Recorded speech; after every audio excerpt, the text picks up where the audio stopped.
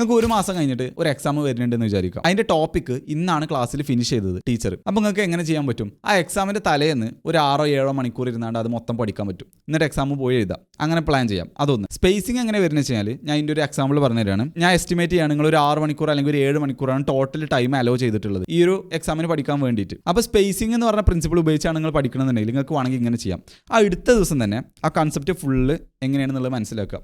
ഒരു 3 മണിക്കൂറോ 2 മണിക്കൂറോ സ്പെൻഡ് ചെയ്തുകൊണ്ട് അതിൻ്റെ എക്സാമ്പിൾസും കാര്യങ്ങളും ഒക്കെ വെച്ചാണ്ട് അത് ഫുള്ള് ഒരു ഡൗട്ടും ഇല്ലാത്ത രീതിയിലൊക്കെ ക്ലിയർ ചെയ്യാം. എന്നിട്ട് പിന്നെ ഒരു 1-2 ദിവസം ഗ്യാപ്പ് ഇട്ടിട്ട് ഈ പഠിച്ചത് ഒന്നുകൂടി റിവ്യൂ ചെയ്യാം. അതിനൊരു 2 മണിക്കൂർ എടുക്കും വിചാരിക്കാം. ഫസ്റ്റ് ദിവസം ഒരു 3 മണിക്കൂർ, പിന്നെ ഒരു 2 ദിവസം ഗ്യാപ്പ് ഇട്ടിട്ട് ഒരു 2 മണിക്കൂർ എടുക്കും വിചാരിക്കാം. പിന്നെ ആ പഠിച്ച ദിവസം അവിടുന്ന് ഒരാഴ്ച കഴിഞ്ഞിട്ട് ഒരു 1 മണിക്കൂറോ 1.5 മണിക്കൂറോ എടുത്താണ്ട് അത് റിവ്യൂ ചെയ്യാം. ഒരു 1 മണിക്കൂർ കൂട്ടാം. 1 മണിക്കൂർ എടുത്താണ്ട് ഇപ്പോൾ പഠിച്ച സംഭവങ്ങൾ ഒന്നുകൂടി മൈൻഡിലേക്ക് വരാൻ വേണ്ടിയിട്ട് അതൊന്ന് റിവ്യൂ ചെയ്യാം.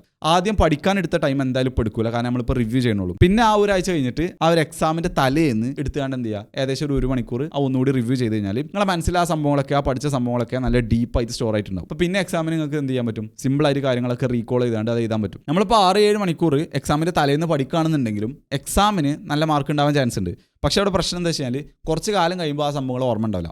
അപ്പോൾ ഈ സ്പേസിങ് വെച്ചാണ് നമ്മൾ പഠിക്കണമെന്നുണ്ടെങ്കിൽ ഓരോ സമയത്ത് നമുക്ക് അവിടെ കുറച്ച് ഫോഗറ്റിംഗ് ഉണ്ടാവും. നമ്മൾ അതിൻ്റെ കുറച്ച് ഭാഗങ്ങൾ മറക്കും.